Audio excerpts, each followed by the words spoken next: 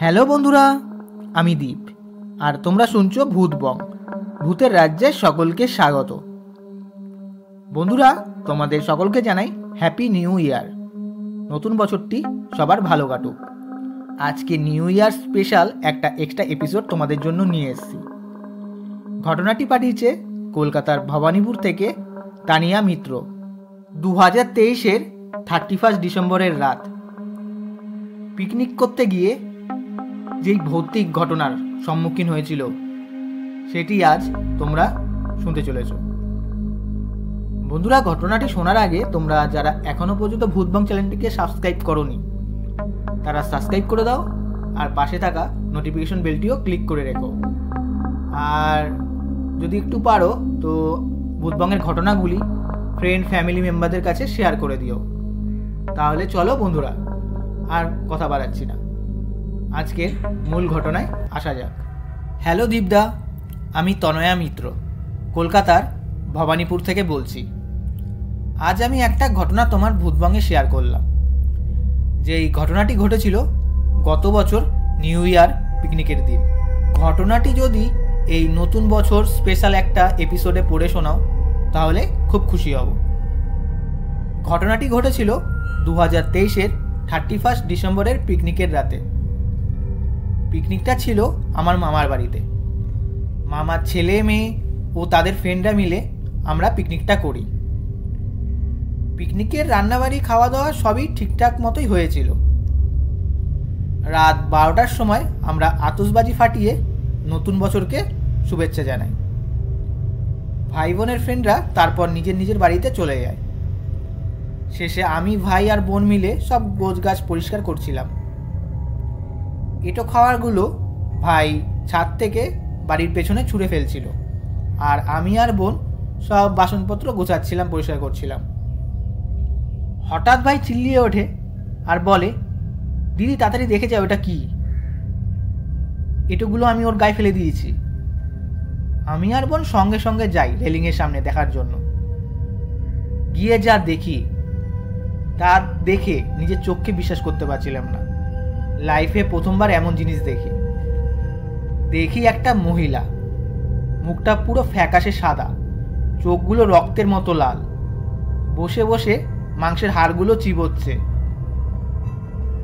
আমাদের তিনজনের দিকে তাকিয়ে একটা বিকট হাসি দেয়। ওই দেখে আমরা তিনজনই ভয় পেয়ে যাই আর চিল্লিয়ে ঘরের মধ্যে চলে যাই। মামা মামি আমাদের চেল্লানোতে ভয় পেয়ে যায়।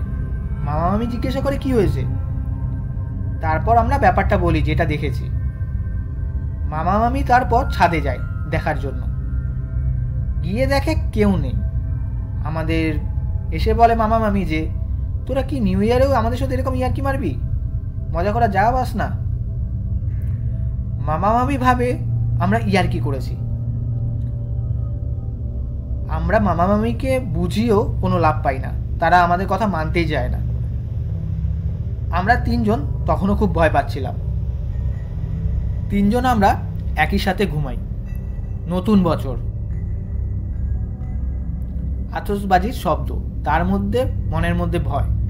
তিনজনেরই ঘুম আসছিল না। তারপর তিনজনের চোখ লেগে আসে।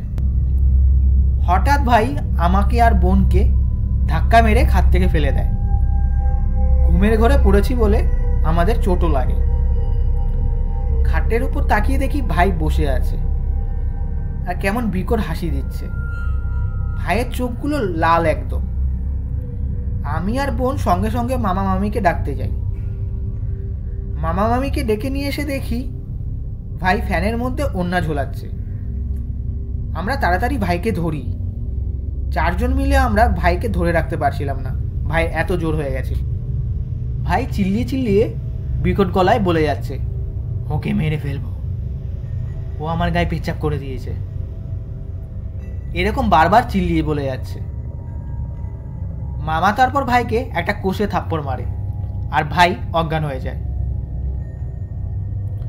মামা মামির তারপর বিশ্বাস হয় ব্যাপারটা যে আমরা ঠিকই বলেছিলাম, কিন্তু একটা ব্যাপার কনফিউজ ছিলাম আমরা। মামা আমাকে আর বোনকে জিজ্ঞাসা করে, কিরে ভাই ওইখানে ছাদে পেচ্ছাপ করেছিল? আমরা বলি না তো, ভাই তো নোংরা খাবারগুলো ফেলছিল। সেই রাতে আমরা সবাই ভাইয়ের কাছেই বসে থাকি। মামি তো কান্নাকাটি শুরু করে দেয়। মামা বলে চাপ নিও না, সকালে ব্যবস্থা করব। মামাদের বাড়ির আশেপাশে কোনো বিড়াল নেই, কুকুর আছে কিন্তু সেই রাতে বিড়ালের চেল্লানোর আওয়াজ মামাদের বাড়ির চারপাশে, আর মারামারির আওয়াজ, যেটা কখনোই হয়নি ওরকম আওয়াজ বাড়ির সামনে, শুধুমাত্র সেই রাতে হচ্ছিল। সেই রাতের কথা এখনো মনে পড়লে গায়ে কাঁটা দিয়ে ওঠে। সকাল হয়, পাড়ার মধ্যে ব্যাপারটা জানাজানি হয়। তারপর পাড়ার একজন লোক একটা পণ্ডিতকে ডেকে নিয়ে আনে। যে পণ্ডিতকে ডেকে নিয়ে আনা হয় সে খুব নামকরা পণ্ডিত। ভাই ওই পণ্ডিতকে দেখে গালাগালি শুরু করে দেয়। পণ্ডিত তারপর কী সব জল ছেটালো, তারপর ঝাড়িয়ে দিল। ভাই অজ্ঞান হয়ে পড়ে। পণ্ডিত ভাইয়ের গলায় একটা তাবিজও পরিয়ে দেয়। পণ্ডিত বলে ওর ওপর পিশাচের নজর পড়েছিল, ওর রাশি ভারী, তাই অতটা প্রভাব ফেলতে পারিনি। রাতের কথা আমরা পণ্ডিতকে বলি। মামা বলে আমাদের বাড়ির আশেপাশে তো এমন নেগেটিভ জিনিস কিছু ব্যাপার নেই, আজ পর্যন্ত দেখিনি। পণ্ডিত তখন বলে ভাই সেই রাতে এমন জায়গায় পেচ্ছাপ করেছিল, সেই জায়গাটা সেই জিনিসটা চলাফেরার জায়গা ছিল। সেখান থেকেই জিনিসটা ভাইয়ের পিছু নেয়। ভাইয়ের 1 ঘন্টা পর জ্ঞান ফেরে। সব স্বাভাবিক ছিল তখন, কিন্তু ও একটু কেমন যেন ভয় ভয়ও পাচ্ছিল। তারপর ওকে জিজ্ঞাসা করা হয়, কিরে তুই কালকে কোথাও পেচ্ছাপ করেছিলিস? আমি যখন পিকনিকের বাজার নিয়ে বাড়ি ফিরছিলাম তখন একটা পুকুরের সামনে পেচ্ছাপ করি। আর যখন পেচ্ছাপ করে ফিরছিলাম তখন আমার সাইকেল একদম চলছিল না, ভারী হয়ে গিয়েছিল। তারপর মামা মামি বলে তুই বাড়ি এসে কেন এগুলো বলিসনি? ভাই বলে ব্যাপারটাকে আমি ওইভাবে নেগেটিভ নিইনি, আর পিকনিকের মধ্যে ভুলেও গিয়েছিলাম। এই ছিল দীপদা ঘটনাটি ঠিক আজকের দিনে 31 ডিসেম্বর 2023 ঘটেছিল, মানে নিউ ইয়ারের সময় ঘটেছিল। দীপদা ঘটনাটি যদি ভূতবঙ্গে পড়ে শোনাও তাহলে খুব খুশি হব।